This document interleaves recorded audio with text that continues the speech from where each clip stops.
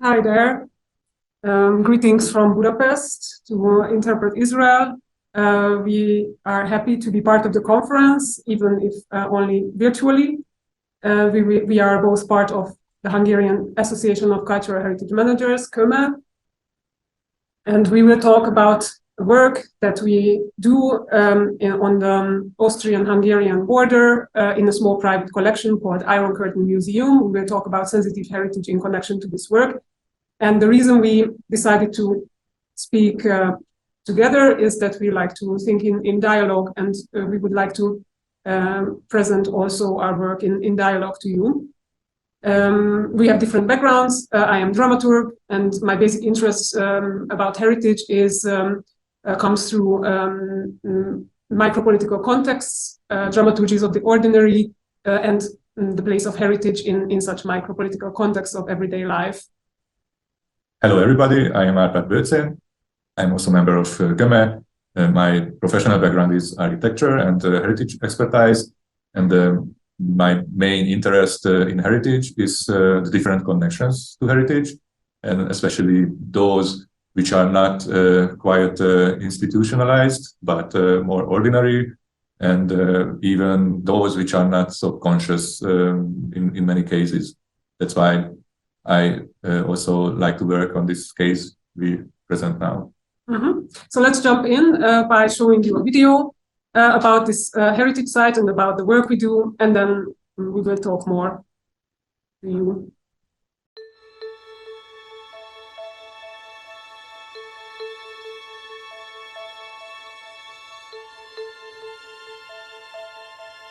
...1946. január végére Szovjetunió Sztálin vezetésével eldöntötték Szecsintől Triesztig 1800 km hosszba, és 8 ország érintésével nem azt mondták, leengedik a vasfüggönyt, le fogják aknásítani, annak érdekében, hogy megállítják az emberek szabad mozgását, az eszmék szabad áramlását.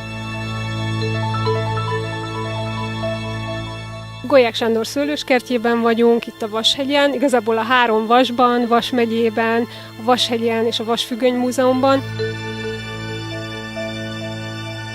Van a vasfüggönynek egy ilyen infrastruktúrája, ami nehéz és konkrét, és a történelemkönyvekbe könnyen belekerülhet, de a vasfüggöny igazából egy személyes dolog is, amit Sándor szerintem nagyon érdekesen megmutat.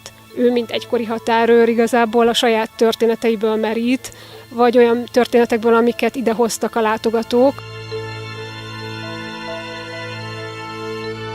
A vasfüggönynek a megszállottja vagyok. Ugye 1965-68 között itt szolgáltam, mint sorálnok katona a nyugati határon, és a rendszerváltás követően óriási érdeklődés mutatkozott meg a vasfüggöny iránt.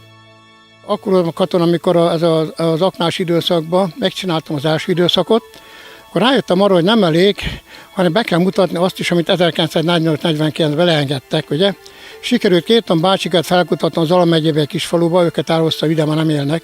Azok mutatták meg, hogy nézett ki 48-49-ben, segítettek megépíteni. Mikor azzal is megvoltam, akkor rájöttem arra, hogy muszáj megépíteni azt is, amit lebontottak itt mögöttem, az elektromos jelzőrendszer 100-at, ugye ez 60-ban kezdték építeni, 70-ig. És így teljes az egész, ez a 41 év így teljes. Akkor 2015-ben rájöttem arra, hogy hát az Orbánék leengedték a szerb-horvátra, úgymond kerítés leghátul van, ugye, hogy azt is meg kell csinálni, mert az nem kerítés, az műszaki zár. Az ugyanazt a célt szolgálja, mint amit itt leengedtek 40 éven keresztül, csak azzal a különbséggel ne tudjanak kijönni, bejönni, ott ne tudjanak bejönni. Végül megépítették, eredeti formában meg van építve. Rettentő sokat kutattam. Sokat mentem az elmúlt 30 év alatt, néha több 100 kilométert mentem egy eredeti tárgyért, mert itt nagyon fontos a hitelesség. Általában 110-150 csoportja évente, és a világon nincs olyan kontinens, hogy jöttek volna, tehát büszke vagyok, hogy megtalálnak, mert máshol nincs megépítve a világon, csak itt van egyedülállóan megépítve eredeti formában, és a jövő biztos vagyok bent, hogy még jobban fog elterjedni ez, ahogy még többen megismerik, megtudják, még többen fogják megtekinteni a vasfüggönyt.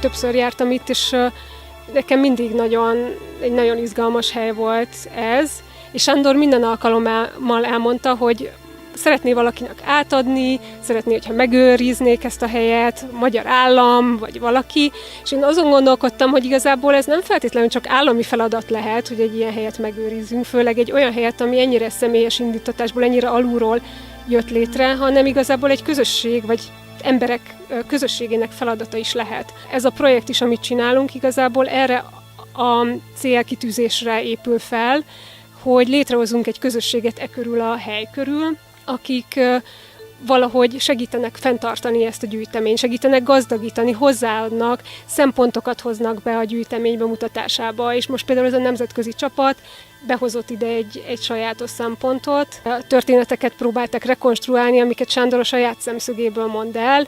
Ők próbálták azt elképzelni, hogy milyen lehet ez mondjuk azoknak a szemszögéből, akik ezekben a történetekben érintettek voltak.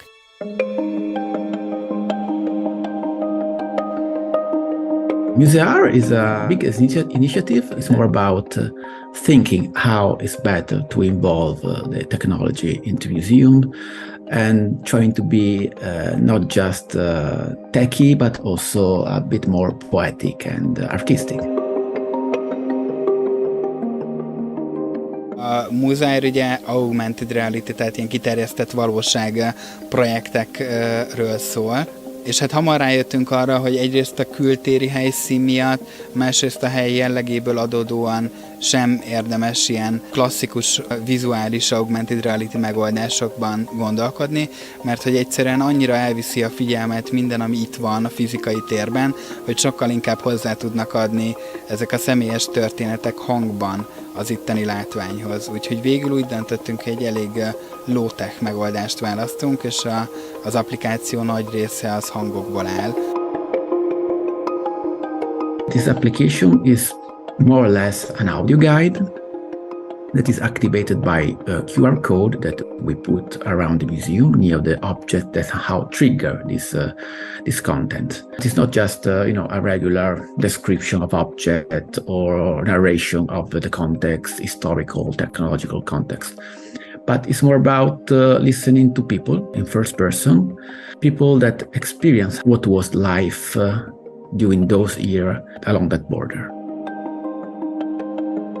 Ami a legnagyobb erénye ennek az egész helyszínnek, az a Sándornak a karaktere és az ő interpretálása, és az applikációban is erre szerettünk volna ráerősíteni, hogy az ő hangján szólaljanak meg bizonyos dolgok, illetve hogy az ő általa gyűjtött történeteknek az érzelmi hátterét, meg azoknak az embereknek a történetét mutassuk be, akik ezen a határon vagy átszöktek, vagy pont átszökést akartak megakadályozni. What you can hear in this app are sort of epitaphs in first person that we imagine that people wrote and tell to us.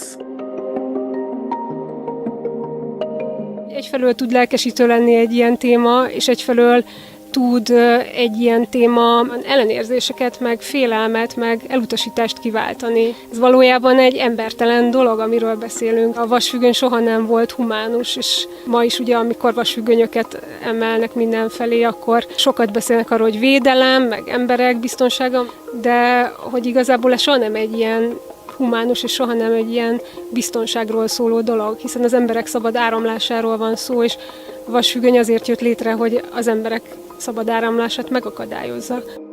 Én igazából azt gondolom, hogy egy ilyen témát nem is tartanék szerencsésnek mondjuk egy narratíván keresztül bemutatni, hanem pont ez benne a jó, hogy nagyon sok különböző megközelítésmód gyűlik itt össze, és hogy látszanak az ellentmondások is. Tehát, hogy nem el vannak rejtve, hanem megmutatkoznak az ellentmondások. Azt szoktam mondani, hogy egy nagy-nagy gömb az egész, a gömbnek egy szeletkéje, vagy nagy-nagy torta, egy szeletkéje ez a 41 év, de a részes a 41 évnek. Nem szabad megfeledkezni erről. Erről igenis beszélni kell, hogy ilyen is volt valamikor. Nem szégyen erről beszélni, tudomásul kell venni.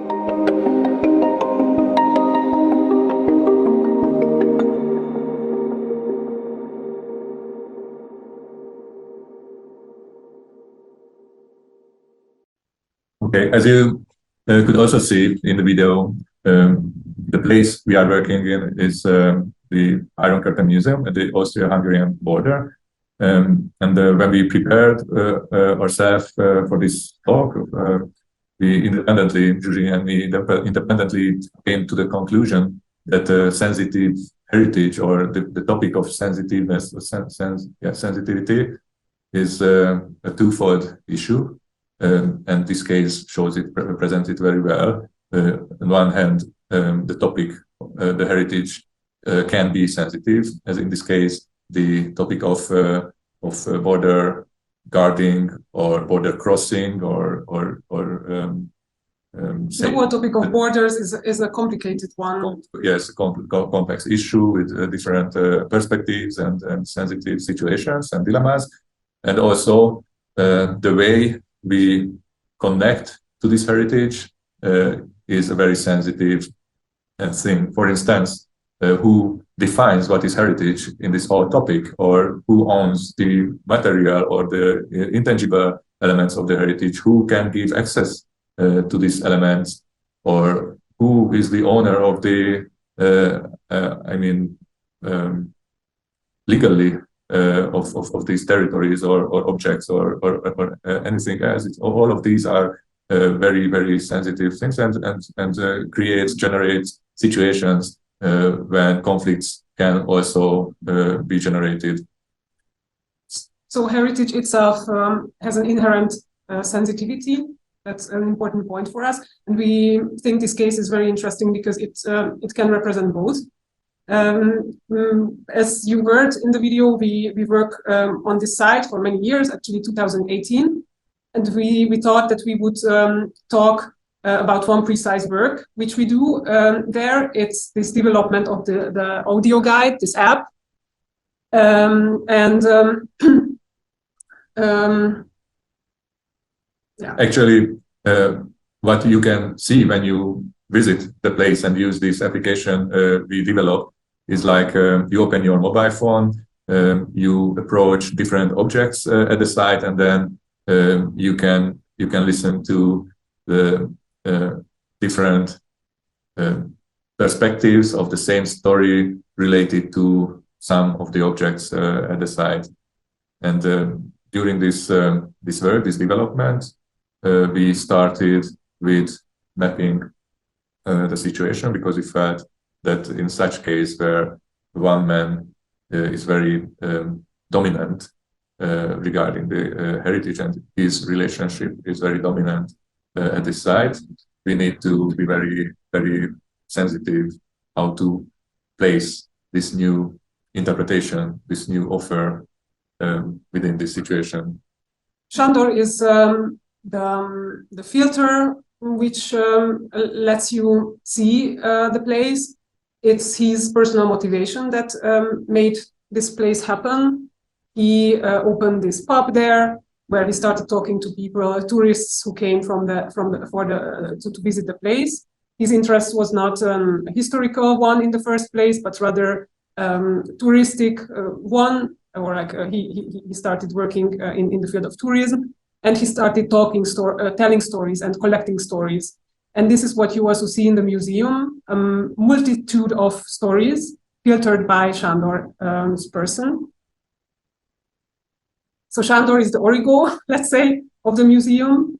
I like this picture because here you see him and his Iron Curtain Museum's board showing the Iron Curtain 0 meter away, which is historically not correct, because the Iron Curtain itself wasn't there where the museum is on the hill. But in a more metaphorical way, it's very true. Like, he's the origo. This is where it starts, his story of the Iron Curtain. As he say, he's part of the Iron Curtain, and he tells the story of the Iron Curtain as such. The infrastructure of the museum is designed to serve this like attitude, or this concept.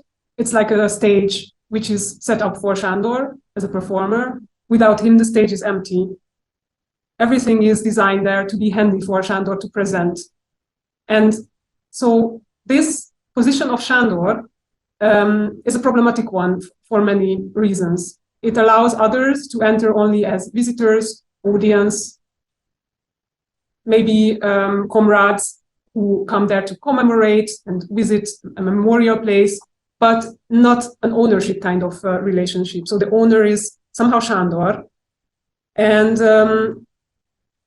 I think even if he's not really conscious about this relationship, so he actually doesn't think that it is something which is strongly connected or exclusively, almost exclusively connected to him.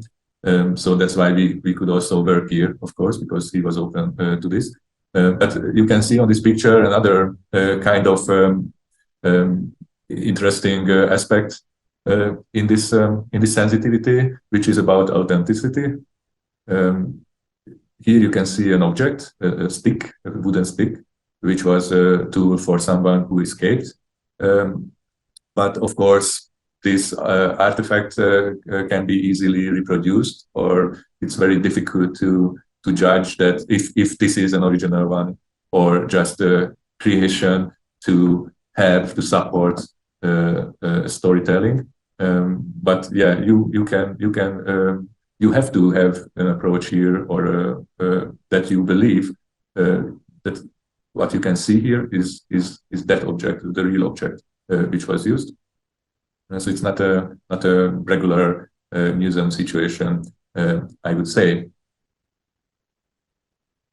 And if you see it in a bigger context, as Zsuzsi said before, the whole museum is set up in a way that without Sándor, the objects, the boards, the information, things are a little bit chaotic, or it's difficult to read them, to follow them, to understand, or to orient yourself in the museum, in Soppener Museum. So this is also a circumstance which we needed to use or adapt to, and we tried to develop this digital tool to create another kind of order than the one which is created by the person of Sándor. So we try to do it in a way that, as I said before, we underlined the objects which are connected to a story included in the app, and we created a kind of trail, the path for the visitor through which the visitor, the participant can experience the dilemmas of this topic, the different perspectives of this story. So now we would show you one example, one content, one story from this app, and already from different perspectives. So one perspective will be the storyteller's perspective. Sándor will explain the story itself. It is interesting because this is one of those stories which were actually experienced by Sándor as well. So it's not a third-person thing, but he personally was involved in this story. And we will also listen to another perspective, which is the perspective of an escaper, and also an escaper and who was also a border guard. When the car in Vienna ran me over and killed me, only 2 weeks had passed since my escape. I saw the car at the last moment, and it seemed to me that the man driving it was intentionally aiming at me. And who knows, maybe he was a spy or a hitman sent by the regime. My escape couldn't go unpunished. If I'd known that my new life and vibrant Vienna would have been so short, maybe I wouldn't have crossed the border, wouldn't have betrayed my comrade in arms, and wouldn't have run away, abandoning him to his fate. I knew that he would be convicted, that he would spend years in prison because of my escape. I knew that his life from that moment on would be hell, and I had nothing against him. He was a good guy, a cheerful presence, but he was my final obstacle. I had to betray his trust in order to achieve my freedom. In Porno-Apati, I was a briefing officer, and there was reinforcement duty, because it was suspected that someone would escape. That's why they brought young soldiers from Szombathely to serve among the older ones. Attila Rau's case happened this way. I assigned him to Pornoapati. He was 190 centimeters tall, a good 3 heads taller than the commander. They went out one afternoon to the border. At dawn, around 4 or 5 a.m., they sat down facing each other. The officer's Kalashnikov on his thighs. The officer nodded off a little, and then Rao grabbed the weapon, pointed it at him, and said, "If you move, I'll shoot your brains out." He ran 50, 60 meters and crossed the Pinka River into Austria. The old soldier had a nervous breakdown and went back to the guard, crying. They arrested him, if I remember. He got 3.5 years. He went to the treadmill in Rakospalota. It's a nickname for a military disciplinary camp where inmates were forced to run around a lot. It was shameful for a border guard comrade to disarm his commander. Attila Rau went to Vienna. He ended up in a camp near Vienna. They spent nights in the camp, but in the day, they could go into the city. Not long after, Attila Rau died in an auto accident. I know because the guard commander came home once from a commander meeting, and he told me that Attila Rau paid a heavy toll. I asked him what happened to him. Well, he had an accident in Vienna. He wanted to cross a busy road, so he pulled off to the side. Somebody apparently helped him cross from behind, and he fell under a car. Died terribly. It's easy to imagine that the Hungarian Secret Service in Vienna had some hand in that. So, this is one example of, among many, of how we worked by adding perspectives, imagining what people who were in those part of those stories would have thought or imagined. Here, an important point for us is that we thought that this topic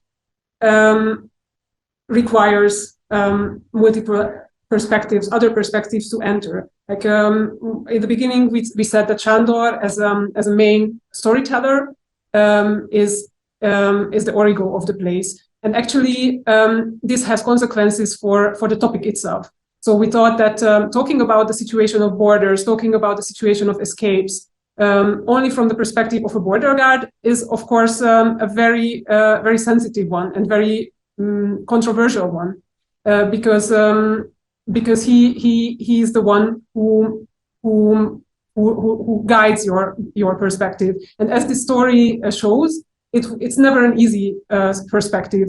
Of course, being a border guard is about executing commands, so it's about following the law. But what if a law is unjust? We know from thinkers of civil disobedience like Henry Thoreau that if a law is unjust, it's your duty and your possibility, of course, all the time to break this law. So this is very important to see in such a situation. And in such an interpretive situation, this dilemma needs to be revealed. Otherwise it remains unrevealed. It remains as a missing question that nobody asks. But by adding a perspective like this, it opens up the possibility for such a question. Like, okay, how is it if you want to escape a country which is a totalitarian one where you can't live anymore? You, of course, in this case, have to not just break the law, but cheat your comrade in arms.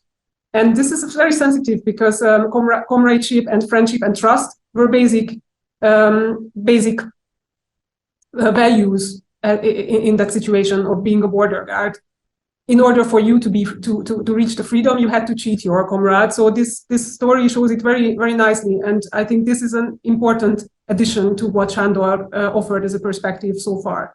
And this kind of adding perspectives and adding other voices appear not only on the level of stories, but somehow in the whole life of the museum. So before, Sándor was the manager and the person, the all-around person of the museum, and now different voices appear, different people appeared. For example, his daughter Annette, who was so far mainly a helper of Sándor and the supporter of Sándor. Now she became more and more an active participant of the museum's life. So much so that Sándor after a while started calling her the boss of the museum. So now he's jokingly saying that it's time for him to hand over the management of the museum, and now Anett should be the boss.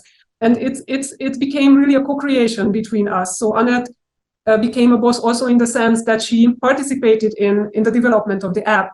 She helped us connect, for example, to local inhabitants, local stakeholders, which was painfully missing in the case of the museum. So the museum is not really visited by local inhabitants. And Anett is a person who finds it very important to involve locals. She connected the local mayor and invited her to visit the museum. She came up with the idea to ask people from the network of the museum or local inhabitants just to give their voices to the audios, to these monologues that the artists wrote. So by this, already a big step was made towards opening. Yeah, I would also add something still regarding the topic and how we try to approach this interpretation from the interpretation point of view, because this is, I think, very much relevant to you.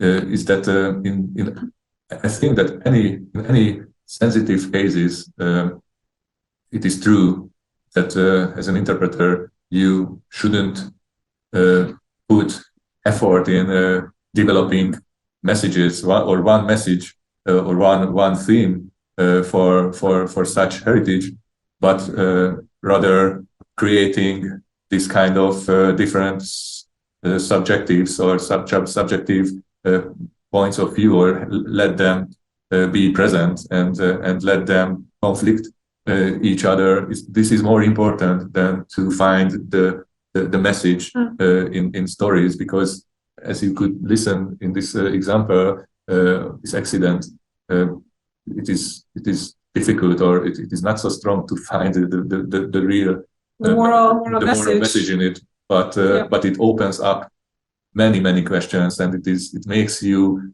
I think, it puts you in a dilemma how to judge the situation, who is good, who is bad, what decision is good, what decision is bad. It's not black and white. These sensitive issues are so complex, then the only way you could approach them is this kind of opening the perspectives and let people somehow connect to these perspectives. At the same time, it offers a meta level on the museum's of interpretation by revealing that what you see in the museum and what you hear is actually an interpretation already of Sándor. So what is usually not so much visible, because Sándor, of course, doesn't say that it's just my interpretation, but he just does it.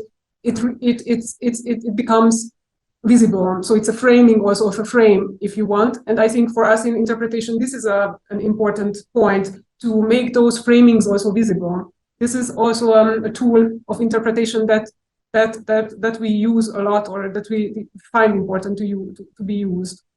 And as it comes to interpretation, I think it is also interesting to show you how the artist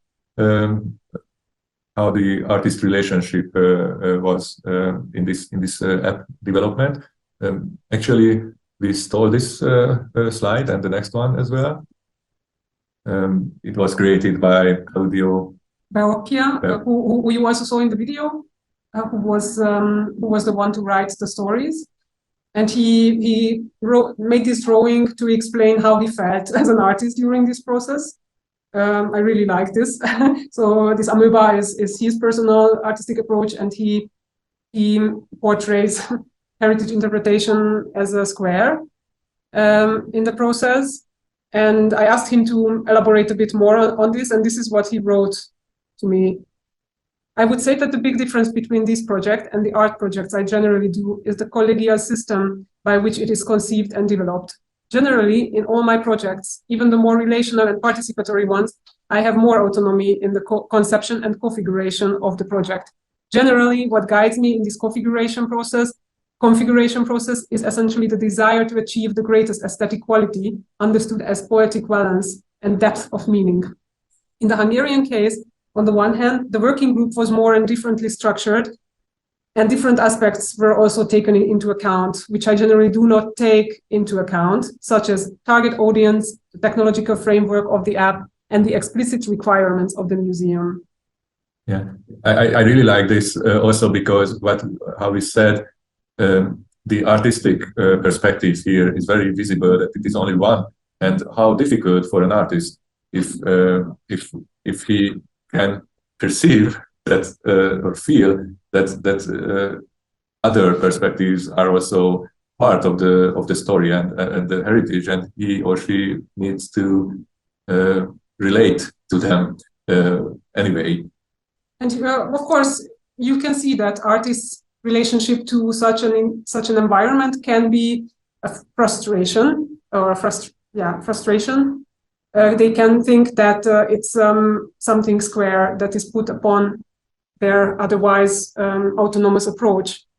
But you can see this, I think, also from a different perspective again. If I look on it from my perspective as a curator mentor in the project, for me, heritage interpretation was an important basis to start working, because it's about considering the whole context we are working in. So placing the interpretation in the heart of the phenomenon itself, to the museum, how the museum is working, where is it, who are involved, what are the circumstances, who are the stakeholders, so who is the target audience, the potential audience that we would like to reach. So taking all these questions into consideration for me is a natural basis to start working. And if you wish, I feel that we can even turn this drawing around and say, if we think an artistic process as just growing out of a context and taking just inspiration from it, but becoming something which develops in an isolated way or autonomous way, and not responding to those circumstances, can feel more like a square than an approach which tries to consider the entirety of the context in a holistic way. So these are, of course, points of discussion and conflict and negotiations, which we also did during the process. And basically all of this came from the fact that from the very beginning, we tried to do this development of the app in a co-creation way, where any stakeholder, any role player can have some input, can have some role, a real role and visible role in the development, like the one who actually contributed with his voice, and he actually told his own story from his perspective. Because we found a person who escaped from this village, and he settled down in the USA, stayed in contact still with the village and with inhabitants, among them also Sándor. And we used also his story in the app. Claudio wrote a monologue based on this story, and we asked the person to read out this monologue that Claudio wrote. So it was a very interesting, again, dialogue between those perspectives as well. As you see in this picture, what's different from the picture before is that now already two new players appear here, the two artists. And this is not taken for granted, I think. So in order for us to be able to do such a project, it needed Sándor's openness, Sándor's willingness to hand over the heritage, even if he really didn't know at the beginning, or still doesn't know so much how to do it, to whom he would like to inherit this place to. And other players also came into the picture. These were, for example, students of the Eötvös Loránd University in Budapest, international students of heritage. And you can see also there a girl with the baby who lives in the village nearby. She happens to be an ethnographist, interested very much in the border topic. So she became also part of somehow this network, this web of relationships, which was created through the project. Another relationship is, as we are at the border, Austrian-Hungarian border, this picture was taken on the other side of the border in Bildein, where you can find a trail, an open-air educational or thematic trail, also in the topic of the Iron Curtain. And also within the project, we started to connect those who were the creators of this trail, and also contacted the mayor of the village, and started to plan cooperation for the future. And I think that this is also very important for the sustainability of this app and of the heritage itself, to open this to this dialect with those who are on the other side of the border, who were on the other side of the border, see also these two perspectives. And why I really like to work not only on this project but in this museum is the fact that Sándor, the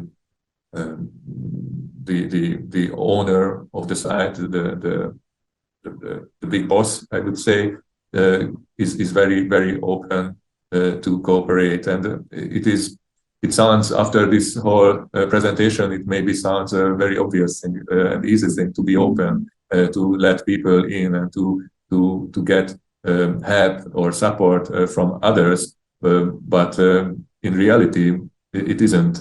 I would just pick two examples where this was really a conflict. For instance, when we set it up, the physical surrounding of the app, of course, we needed to apply some changes in the collection, in the exhibition, and there were cases where it was very, very difficult, in some cases impossible, to move objects from one place to another because Sándor wasn't open to that.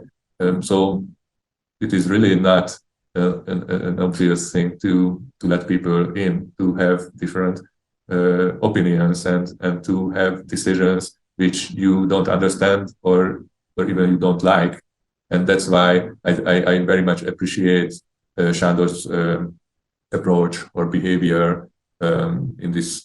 And of course, we can, if we just refer back to the beginning of our presentation, and where we emphasize this twofold nature of sensitivity.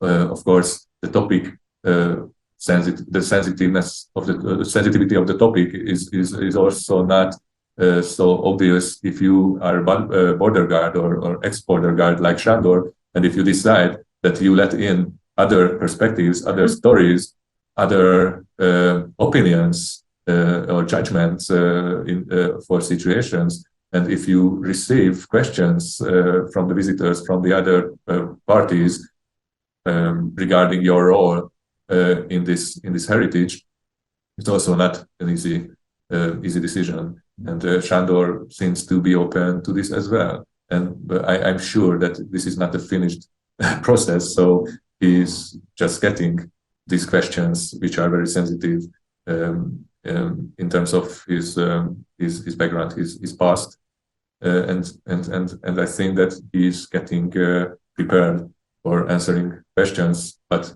this is only the beginning. So this is very very interesting to me, very exciting to me. I really like this challenge. I really like to follow this challenge and also be part of it. And I would also say that this is very important in other sites, other cases. I would even say that without this openness, this sustainability, the existence of this sensitive heritage wouldn't be possible.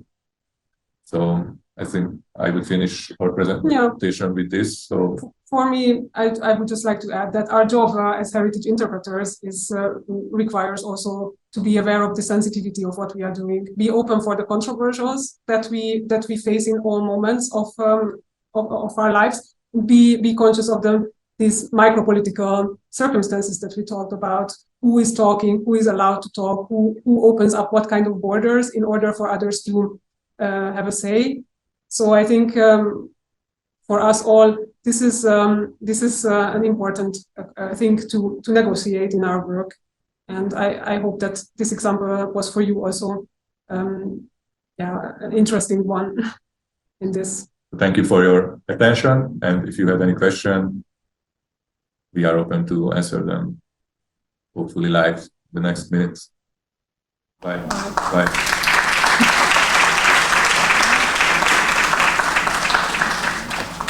Hi there. Servus, Árpád, how are you? Thank you. And thank you very much for the presentation. And I will address the public now to see if there is any questions about the presentation. And be patient with me because I will speak Hebrew and then I will speak English. Okay? Okay, can you hear my voice? Pardon? Can you hear my voice? So We do. Yeah. yeah, Yes. okay. מישהו, שאלות מהקהל?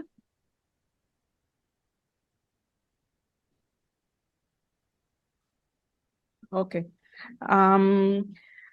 Well, there is few questions that you raised during your presentation, and I can divide them into two sections. The first one was ethical questions that you raised, which is, I might say, the property. I mean, who owns the property? And in Israel, we have a very interesting thing about the archaeological aspect, because in Israel we have the antiquity law, which says that everything that we find in the any archaeological thing that even me personally went in walking around and found something, it certainly doesn't belong to me, it belongs to the state.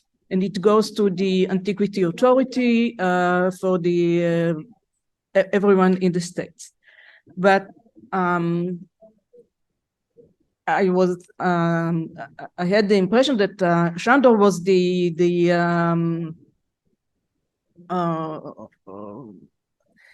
he was the one that collected the items, and he was the one that arranged the situation. So I don't know whether in Hungary you have some law about that, or it will be his property. Yeah, thank you for the question. Actually, in Hungary, the situation is somehow similar. So if you find ruin or any archaeological find on your property, then that heritage doesn't belong to you. Actually, we had another project in the countryside where medieval church was found on the property of a private person. It was eco farm, a goat farm, goat cheese farm. They produce goat cheese, and some small part of the territory was excavation site actually, and so this raises very again a sensitive situation. So who owns the heritage legally, and who can do anything with the heritage? And I would say this is the same with Shandor, that although the objects and of course the property where this open air museum is belong to Shandor and to his family, they decided to open it up, but they really didn't think about, or haven't been thought about, what will happen with the legal ownership after, for instance, Shandor will die. And I think this is still an open question, but I would absolutely distinguish between legal ownership and cultural ownership. And in many cases,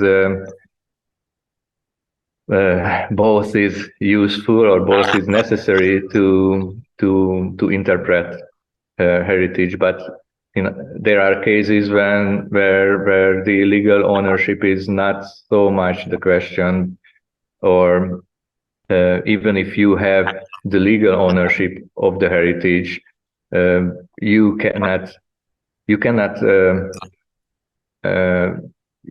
be the cultural owner, or where in this case in the Iron Curtain Museum, it doesn't matter if the legal ownership is Sándor's right and his family's right.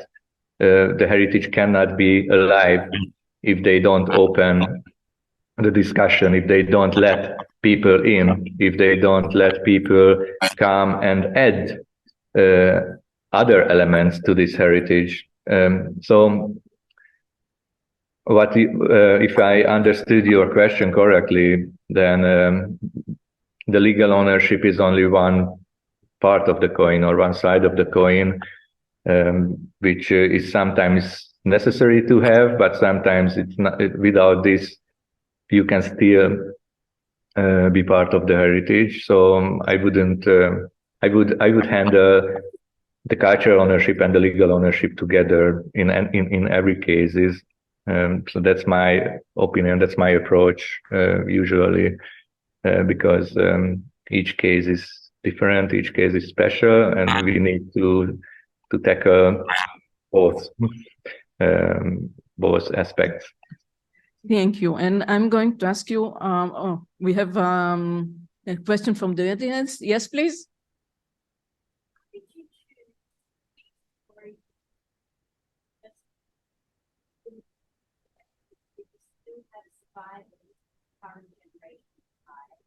What guided you, and what blocked you to this certain? The question is, how did you choose the stories that you decided to tell, and what was the criteria for choosing, and considering the public that is going to hear these stories, did you think about that, or it wasn't not in consideration? The second part of the question. Especially because there are still people who has personally experience with trying to cross the curtain iron. Mm-hmm.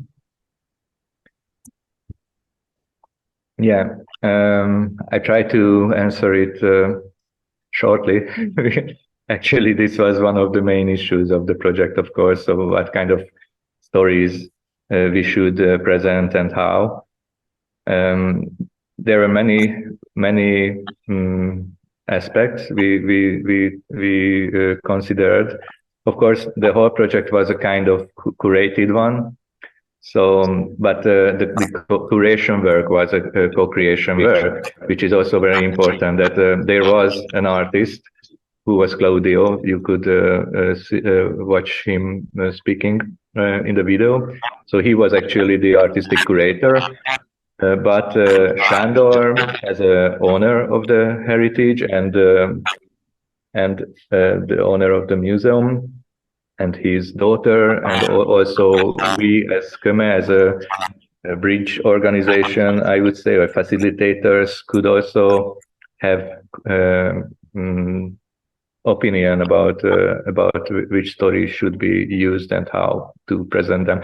So one aspect was to have a kind of consensus among these three parties. Other aspect was to present as diverse situations as possible. For instance, we had one escape story, which was the main role was one of the border guards. So actually one of the border guards escaped, and the partner of this border guard got into a very big trouble. So we wanted to present that being border guard is not really an easy situation, and sometimes you would also escape. But if you escape, then you are very conscious that your partner will be in prison and will be in a big trouble. So wanted to somehow present this this story, and also from different perspectives. So the main aim was to add perspectives, as many as possible, to Sándor's narrative, because Sándor presents the whole side from his very subjective perspective, of course, and he always tries to avoid situations when he has to express his personal background, his role. He tries to have a distance between the stories and his personality. So any kind of stories we added there should have this element in it, which adds very subjective perspectives to Sándor's perspectives. Of course, we had another story, which was an escaping story of a very famous lady, actress, Katalin Karadi. Maybe you have heard about her. So this was, again, a very unique story in its existence, and it could be also present another situation when a famous person escapes from Hungary. So you would, expect that such people have kind of acceptance in the society, but it wasn't the case in this decades. So again, another perspective of this historical period with another example, with a very, very, very important example. We also use the story of a minority person. So a person came from a minority, a gypsy minority. So this shows again a very diverse picture of the period of the history. And of course, we just started the collection of the stories. So the app is capable to integrate more and more. And we are also going to work with the local society, local community more, and to collect more stories from them to make them, I have one last sensitive question. I was thinking about timing of introducing it. Like you're talking about the curtain, the Iron Curtain, it was some times ago. But you mentioned in your movie that you've put the fence of Orban. Yeah. How do was there any approaching of the government to this item of Orban fence? Actually, this part of the fence was gave as a gift from the government. So they came and they installed it at the site, which is a very, I would say, very interesting thing that they are open to do that, to extend this historical environment with a very contemporary element, because with this, of course, they accepted that at least technically or context-wise, this fence from 2015 is a continuation. I don't know.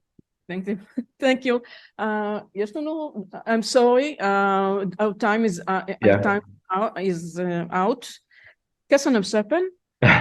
Thank you. Thank you.